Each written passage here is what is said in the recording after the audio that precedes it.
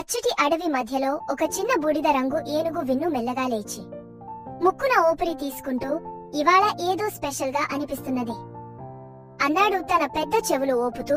మెల్లగా అడవిలోకి నడిచాడు. అతడి నోట్లో ఒక చలాకీ ట్యూన్ హమ్మింగ్ చేస్తూ ముందుకు సాగపోయాడు. ఓహో! మామిడి చెట్టు దగ్గర ఓ మాయల బుగ్గు నీటి చుక్క కనిపించింది. అది ఎరుపు, పసుపు, ఆకుపచ్చ, నీలం రంగులో మెరుస్తూ ఉంది. విన్ను ఆశ్చర్యంగా, అబ్బబ్బా, ఎంత బ్యూటిఫుల్ గా ఉంది! ఏమీ ఆలోచించకుండా ఆ గుంటలోకి దూకేశాడు విన్ను. అరే, ఏం జరిగిందో చూడు అన్న విన్ను తన దేహం ఎరుపు రంగులో మారిపోయింది. తర్వాత తుమ్మితే నీలం, తనకు ఆకలేస్తే ఆకుపచ్చ, తన తోక చూసుకుని నాకెవరికీ చూపించాలి, నేను ఓ పెయింట్ బాక్సు అయ్యానండి అన్నాడు నవ్వుతూ. తన స్నేహితుడు మిన్ను కోతి దూకుతూ వచ్చాడు. మిన్ను, ఏంటి విన్ను, నీవు ఇలా ఎందుకు ఉన్నావు?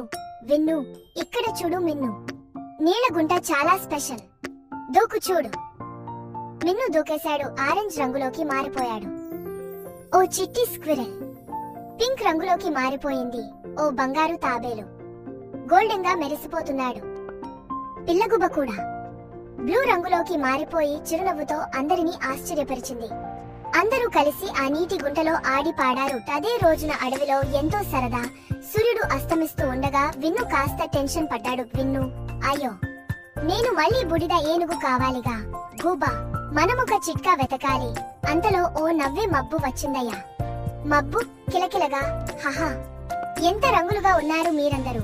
విన్ను, మళ్ళీ మామూలు అయ్యేలా నీకు ఏమైనా తెలుసా?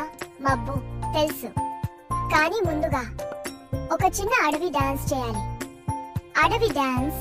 అందరూ తోకలు ఊపారు, చెవులు ఊపారు. ఆ మబ్బు మెరిసే మాయల వాన కురిపించింది. చప్పురప్పు, చల్లాపా, చెర్రారు. 2 నిమిషాల్లో రంగులు మెల్లగా తగ్గపోయాయి.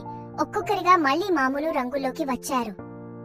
విన్ను మళ్లీ బుడిద, కాని సంతోషంగా. విన్ను, ఇంత ఫన్నీ బాత్ నేను ఎప్పుడూ తలుచుకోలేను.